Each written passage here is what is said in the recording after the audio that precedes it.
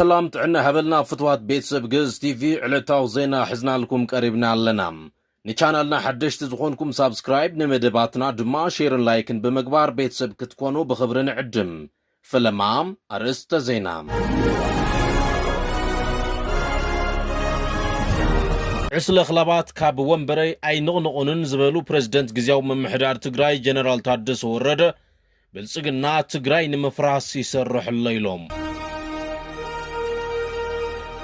بفيك دوكتريت زمكح أبي أحمد أدلاينت يونيفرسيتي نابحتو بمقتاو نتن زلوها العلو تكالات تمرتك عصو دليت كم زلوها قليسوم إثيوبيا نتبجو تزغرب الله سسامي إيتاو مسل مونا ودب تاجورا من ساقا سعيبو أب منغو كلتين حاقرات حدوش متفنان كم استفترة تحابيروم مسحاب قرنا أفريقان استراتيجيو زمدنا قبصن إيرتران نابزل على أرزي كم زبس حتى قليسوم تركي اف أسد تشدشتا تواقعت نفرتي أب مقادشو كم زسفرت تحبيروم زبلون كالوتن يوم سانا صنحكم زرزرم كتكتاتلو بخبرن عدم حزي نابزرزرو عسل أغلبات كاب ومبري أي نغنقونن زبالو بريزيدنت جزياو ممحدار تقراي جنرال تادس ورده بلصقنا تقراي نمفراس يسرح الليلوم أب منغو بلصقنا نحوحات استفتر حقاف أبز صفح لزل أوان جنرال تادس ورده ما نما يززنن كبلو بمتنقاق سلطانو منزلنا وحلوم بلصقنا ون أتريروم وقيسوميوم منغست فيدرال حق منغستاو غزا تقراين مملاسن تمزابلتين أبوتوم مملاسن زلو قديتا عشش بمبال حرقنيا بوليتيكاو شرحي فتصملو كبلو توم بريزيدنت قليسوم سرعات بلصقنا نتب كوينات زمص غزياو وصيت مسرت بمغبار حدش وسن تقراين مفتار زغبرو زلو فتنه حق منغستاو مسرت زيبلون صره سلامن مخانو دما اتحساسيبوم بريزيدنت غزياو ممحدار تقراي جنرال تادس ورده ابزهابو مغلصي قال لعلو تأمر حود حوحات عسل خلبي أب ميديا وافيروم كاب سلطان كوردن ولا كوان تفتنو مانم سماعي بلومن كبلو آتنكيقوم كاب زبطو الساقي مملاست مزابل توغناتن لوعلاو وسنات تقراين منغست فيدرال كفتحهم زقبو مسرتاو بيهراو قدات تقراي يوميلوم يخون انبرت سرعات نزوم قدات كاب مفتاح تقوطيبو اب كندو عنقفات يفتر كمزلو اغنزيبوم بفلاي بزعبا معرابن دبوبن تقراي زلعالو بريزيدنت تادس زوم غزاتات زيوم ناي تقراي مخانوم تاريخن حقن زرقاقصو حق مخانو بمتقاس قداي مريت معراب كونه دبوب تقراي مبقسي اتس انتتاو كويناتاي نبرن سلزي كوينات زفترو غزياو وصيت مسرت غيركا حدش وسن مفتار زقبر تلمي اي حق منغستاون حدقنيان يكبلو نتي بوغن سرعات بلصقنا زقون قون زلو شرحي اقالي عمويم أبس ألم تسترأي كيد مملاست مزابلتي فتح كم زي كونه زحبرو بريزيدنت تادسه تمزابلتي بزي زخونه قدم كونت نابه قدم خوينات زنبروم حق منغستا وسن كملسو كم زقبا أسميروملو بزي كازي أب منغو غزياو ممحدارن منغست فيدرالن زلو مسححاب بزملكت قداي حق منغستاو غزاات تقراي نغي فتح عنكفت بعلخم يخوم زبل يفتحاو ملسي كاب فيدرال منغستي كمستوهابو مون قليصوميوم سرعات بلصقنا تقراين مدخام زتقمولو زلو كالئ شرح دما كلكلا بجتن ندادن مخانو تحبيروم منغست فيدرال ندادي نمدلاو كوينات توعلو اللوخوم بزبل مسرت زيبولو تقنه نتقراي زقباء ندادي كلأخ فقادنيا كم زيكونا زقلسو جنرال تادسه بزعبا فاينانسن داقم هنصتن بزملكت نهنصت صرقاتات أبيات تمرتن كالوت بروجكتاتن زوعل وسن بجت ملاخ كوات تجمره ندمو سراحتنياتات منغست زملكت جن كساب حزي فتح كم زي ترخبلون كتصال زت كم زدليون تقليص الله نابزغصل زينانا انتو نحلف بفيك دوكتريت زمكح أبي أحمد أدلاينت يونيفرسيتي نابحتو بمقتاو نتن زلوها العلو تكالات تمرتك عصو دليت كم زلوها قليصو زونو مبتن قدم اندالكو أزماميان تريندن كالمات ناتيمتا تشكم يونيفرسيتي ምንም ጥርጥር የለውም የዛሬ 34 ዓመት ሟቾች ናቸው ንሱ ናይ ሃይ ስኩል ትምህርት ስለዘይ ወደ በብዞቡ ዝተሃንፃ ዩኒቨርሲታት ትርጉም ከም ዘይብለን ሓቢሩ እኳዳስ ከምቱ ንሱ ዝገብሮ ዘሎ ናቁጣታት ሰራዊትን መዋፈር ወተሃድራዊ ምንቅስቃስን ምህናጽ ከም ዘርብሕ ይገልጽ ስለዝኾነ ድማ ኣብ ኢትዮጵያ ዘለዋ ዩኒቨርሲታት ድሕሪ 30 ወይ 40 ዓመታት ኣገልግለተን ከብቅዓ ወይ ድማ መወት ትካላትየን ክብል ዝሃቦ ቃል ብሞያተኛታት ትምህርትን ተዓዘብትን ፖለቲካን ዓብዪ ርእቶን ስግኣትን ፈጢሩሎም። እቲ ቀዳማይ ሚኒስትር ኣብ ዝሃቦ መግለጺ ዩኒቨርሲታት ከም ሃይስኩል በብዞብኡ ምብታን ንሃገራዊ ቁጠባ ክሳራ ምዃኑ ኣመልኪቱ ኣብ ዝቕጽሉ 30 ወይ 40 ዓመታት ኣብ ዩኒቨርሲቲ ተረኺቡ ዝመሃር ሰብ ከም ዘይህሉ ዝገለጸ ቀዳማይ ሚኒስትር ኣብይ ካብ ገዝኦም ኮይኖም ብሓገዝ ሰብ ዝሰርሕ ቴክኖሎጂ ወይ AI ክመሃሩ ከም ዝኽእሉ ተዛሪቡ። ብተወሳኺ ኣብ ዩኒቨርሲታት ዝሃነጽናዮም ህንጻታትን ስታድየማትን ዓለም ለኻዊ ስታንዳርድ ዘየማልኡን ሃብቲ ዘባኹንን እዮም ክብል ነቒፉ። ናይዚ ስርዓት እዚ መንግስቲ ኣብ ክንዲ ዩኒቨርሲታት ኣብ ምስፍሕፋሕ መዋእለ ህፃናት ቀዳምነት ሂቡ ይሰርሕ ከም ዘለውን ኣስሚሩሉ። ይኹን እምበር እዚ ኣረኣእያ እዚ ምስቲ ኣብ ባይታ ዘሎ ጭብጢ ዝጻረር ምዃኑ ብዙሓት ይገልጹ። ኣብዚ ሕጂ እዋን ዩኒቨርሲታት ትምህርቲ ካብ መሃብ ወፃኢ ኮይነን ንወተሃደራዊ ማዓስከርነት የገልግላ ከም ዘለዋ ዝጠቐሱ ተዓዘብቲ እዚ መግለፂ እዚ ንትካላት ትምህርቲ ንምዕናውን ንፍሽለት ፅሬት ትምህርቲ ንምሽፋንን ዝቐረበ ምስምስ ከም ዝኾነ ይነቕፉ።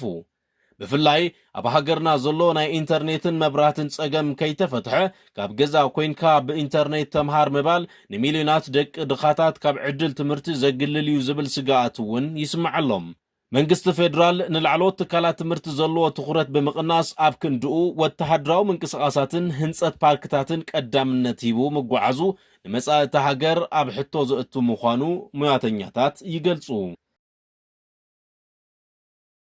ብኸልእ ዜና ድማ ኢትዮጵያ ነቲ ብጅቡቲ ዝቐረበላ 60 ሚእታዊ መሰል ምውናን ወደብ ታጁራ ምንጻጋ ስዒቡ ኣብ መንጎ ክልቲአን ሃገራት ሓዱሽ ምትፍናን ከም ዝተፈጥረ ተገሊጹሎም። ጅቡቲ ንወደብ ታጁራ ብ60 ሚእታዊ በዓል ቤትነት ኢትዮጵያ ንኽተመሓድሮ ዘቕረበትላ ሓሳብ ውድቂ ከም ዝገበረቶ በዓል መዚ ወደባትን ነፃ ቀጠናታትን ጅቡቲ ኣብ ዝሃቦ ጋዜጣዊ መግለጺ ኣፍሊጡ። ኣቦ እምበር እቲ በዓል መዚ ኣቶ አቡበክር ዑመር ሃዲ ኣብ ከተማ ጅቡቲ ኣብ ዝሃቦ መግለጺ ጅቡቲ ሕዝውን ንንግዳዊ ንጥፈታት ኢትዮጵያ ክፉት ምዃናን ኣድላይ ኣገልግሎት ኩሉ ክትህብ ድልቱ ምዃናን ዋላ እኳ እንተገለጸ ኣብ መንጎ ክልቲአን ሃገራት ዝተፈጥረ ወጥሪ ግና ከይሓብአ ገሊጹ እዩ። ኣቶ አቡበከር ወሲኹ ከም ዝገለጾ ንሕና ኢትዮጵያ ናይ 60 ሚእታዊ በዓል ቤትነት መሰል ክህልዋ ዘኽእል ንጹር ሓሳብ ኣቕሪብና ነይርና። ይኹን እምበር ኢትዮጵያ ኣብ ክንዱ ናይ ኮሪደር ምቅርራብ ወይ ድማ ፍሉይ ዝኾነ ርእሱ ዝኸኣለ ናይ መተሓላለፊ መስመር መሰል ክወሃባ ብምሕታታ እዚ ጠለብ እዚ ድማ ብወገን ጅቡቲ ተቐባልነት ስለ ዘይረኸበ እቲ ስምምዕ ከም ዘይተዓወተ ገሊጹ። ኢትዮጵያ ቀጥታዊ ናይ ባሕሪ ኣፍ ደገ ንምርካብ ምስ ሶማሊላንድ ናይ ምርድዳእ ሰነድ ድሕሪ ምፍራማ ጅቡቲ ንወደብ ታጁራ ከም መማረፂ ኣቕሪባቶ ከም ዝነበረት ዝዝከር እዩ። ብሰንኪ ዝንቡዕ ፖለቲካዊ ኣካይዳ ስርዓት ብልጽግና ኢትዮጵያ ኣብዚ ሕዚ እዋን ዳርጋ ምስ ኩሎም ጎረባብታ ተተፋኒና ትርከብ። ምስ ኤርትራ ድማ ናብ ደማዊ ኩናት ንምስግጋር ቃታ ምስሓብ ጥራሕ ተሪፍዎን ኣሎ። ብተመሳሳሊ ዜና ምስ ሓብ ቀርና ኣፍሪካን ስትራቴጂካዊ ዝምድናን ግብፅን ኤርትራን ናብ ዝለዓለ ጠርዚ በፂሑ ተባሂሉ። ብሓላፊ ቁጠባዊ ጉዳያት ህግደፍ ኣቶ ሓጎስ ገብረ ህይወት ዝምራሕ ላዕለዋይ ልኡኽ መንግስቲ ኤርትራ ኣብ ካይሮ ምስ ላዕሎት ሰበስልጣን ግብፂ ዕዙዝ ዘተ የካይድ ከም ዘሎ ተገሊጹ። ኣብቲ ምስ ሚኒስተር ጉዳያት ወፃኢ ግብፂ ባድር ዓብድል ዓጢ ዝተገብረ ርክብ ካይሮ ንሉዓላውነት ግዛኣታዊ ሓድነትን ኤርትራ ሙሉእ ደገፍ ከም ዘለዋ ኣረጋጊጻ። እዚ ርክብ እዚ ክልቲአን ሃገራት ኣብ ዞባዊ ጉዳያት ዘለዎን ስትራቴጂካዊ ምሕዝነት ዘደልድል ምዃኑ እውን ተገሊጹ። እዚ ኣብ መንጎ ኣስመራን ካይሮን ዝካየድ ዘሎ ዲፕሎማስያዊ ምንቅስቓስ ምስቲ ኢትዮጵያ ቀጻሊ ተልዕሎ ዘላ መሰል ዋርነት ኣፍ ደገ ባሕሪ ተኣሳሲሩ ዝመጸ እዩ። መንግስቲ ኢትዮጵያ ኣብ ቀረባ ግዜ ኤርትራ ወደባት ሒዛ ካብ ኢትዮጵያ መፍለያ ከም ጥልመት ብምግላጽ ወደብ ንምርካብ ዘለዎ ድልየት ብተደጋጋሚ የቃልሒ ዘሎ። ኤርትራ ብወገና ነዚ ጠለብ እዚ ከም ኣዋጅ ኩናት ብምውሳድ ንሉዓላውነታ ዘስግእ ምዃኑ ትገልጽ። ኣብቲ ዞባ ተፈጢሩ ዘሎ ወጥሪ ንምህዳእ ቻይና እውን ዲፕሎማስያዊ ጻዕርታት ትገብረላ። ፍሉይ ወኪል ቻይና ሁ ቾንግቹንግ ኣብ ኤርትራን ሶማልያን ዑደት ዘካየደ ክኸውን ከሎ ምስ ፕሬዚደንት ኢሳያስ አፈወርቂ ኣብ ዝተራኸበሉ እዋን ብዛዕባ ጸጥታ ቀይሕ ባሕርን ምርግጋእ ቀርና ኣፍሪካን ተዘራሪቦም እዮም። ፕሬዚደንት ኢሳያስ አፈወርቂ ኣብቲ ዞባ ዘሎ ዘይምርግጋእ ንምዕጋት ቻይና ዝለዓለ ግደ ክህልዋ ከም ዝግባእ ኣስሚሩሎም። ብዘይካቲ ፖለቲካዊ ርክባት እቲ ልኡኽ ኤርትራ ምስ ሚኒስትራት ንግድን ወፍርን ግብፂ ብዛዕባ ቁጠባዊ ምትሕግጋዝ ተመያይጦም እዮም። ግብፂ ፍርያታ ናብ ዕዳጋ ኤርትራ ንምእታው ድሌት እኳ እንተሃለዋ ኤርትራ ግን ነቲ ኣህጉራዊ ናፃ ዕዳጋ ኣፍሪቃ AfCFTA ዘይፈረመት እንቁ ሃገር ብምዃና እቲ ንግዳዊ ልውውጥ ክሳብ ሕዚ ትሑት ኮይኑ ይርከብ። ኣብ መንጎ ክልቲአን ሃገራት ዘሎ ንግዳዊ ምልውዋጥ ካብ $5 ሚልዮን ከም ዘይሓልፍ ጸብጻባት የመልክቱ። ቁጠባ ኤርትራ ብሰንኪ መንግስቲ ሻዕብያ ዝኽተሎ ዕፁብ ፖሊሲታትን ስእነት ወፍርን ተረሚሱ ከም ዘሎ ይግለጽ። ኣብ ኤርትራ ዘለዉ ባንክታትን ትካላት ሸርፍን ብመንግስትን ብህግደፍን ዝውነኑ ብምዃኖም ንውልቀ ሰብ ሃፍቲ ዘተባብዕ ሃዋህው ከም ዘየለ ይፍለጥ። እዚ ድማ ብዙሓት ኤርትራውያን ሰብ ሃፍቲ ርእሰማሎም ሒዞም ናብ ካልኦት ሃገራት ምብራቕን ማእኸላይን ኣፍሪካ ክስደዱ ከም ዘገደዶም ጸብጻባት ይሕብሩ። ግብፂ ምስ ኤርትራ ዘለዋ ርክብ ትሐድስ እኳ እንተላ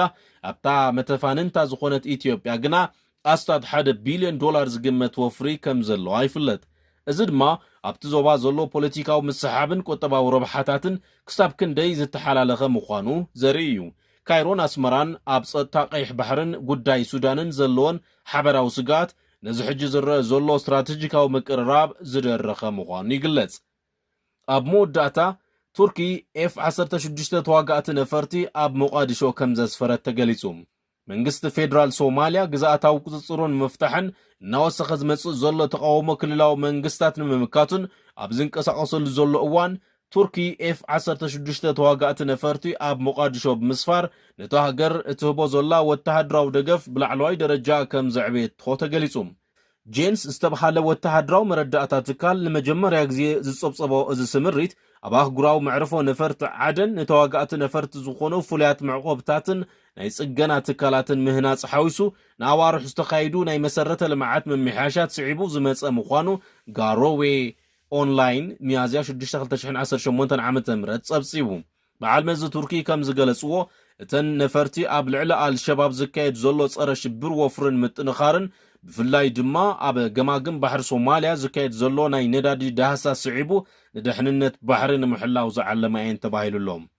እዘን ዘመናዊ ተዋጋእቲ ነፈርቲ ናብ ሞቃዲሾ ዝኣተዋሉ እዋን ኣብታ ሃገር ውሽጣዊ ፖለቲካዊ ወጥሪ ነጊሱሉ ኣብ ዘሎ እዋን እዩ።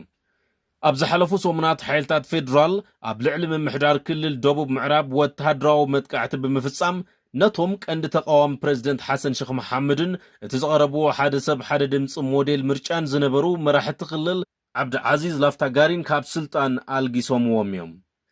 ሚኒስተር ምክልኻል ሶማልያ ኣሕመድ ሙዓሊም ፊቂ ኣብ ቀረባ ግዜ ኣብ ዝሃብዎ መግለጺ ሃገራዊ ሰራዊት ንመምርሕታት ፌደራል ዝጥሕሱ ክልላዊ መምሕዳራት ካብ ጀጊም ከም ዘይዕገስ ኣፍሊጦም ኣለዉ።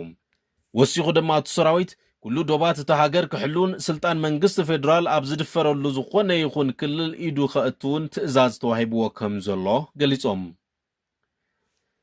ክቡራትን ክቡራትናን ንምክትታልኩም እንዳመስገና ንሎሚ ዘዳለናዮ ዜና ኣብዚ ይዛዘም። ኣብ ዝቕጽል ክሳብ ንረኸብ ሰላም።